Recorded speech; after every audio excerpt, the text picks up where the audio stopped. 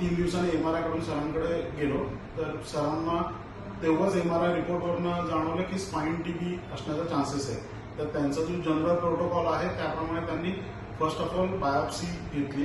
Biopsy केली. माझी बायोप्सीच्या वेळेला थोडं पेनफुल होतं सर्व, पण सर बोलले तू कॉन्फिडन्स टेन्शन घेऊ नको, होईल सगळं.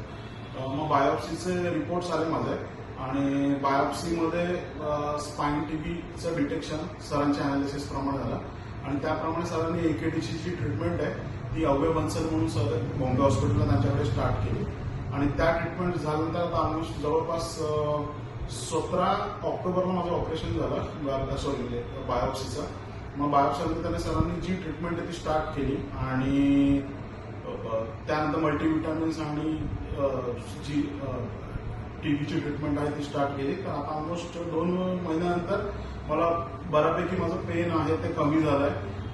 सगळं मल्टीव्हिटॅमिन्सने मला आता धावता वगैरे यायला लागले, कारण की रनिंग मला ऑलवेज आवडतं, क्रिकेट खेळणं आवडतं. त्यामुळे ते पहिले अजिबात जमत नव्हतं, खाली बसायला अजिबात जमत नव्हतं. तर थँक्स टू जहीर सरांच्या एफर्ट्स आणि त्यांच्या परफेक्ट डायग्नोसिसमुळे आज माझ्यासाठी खूप चांगला दिवस आहे. Thank you very much.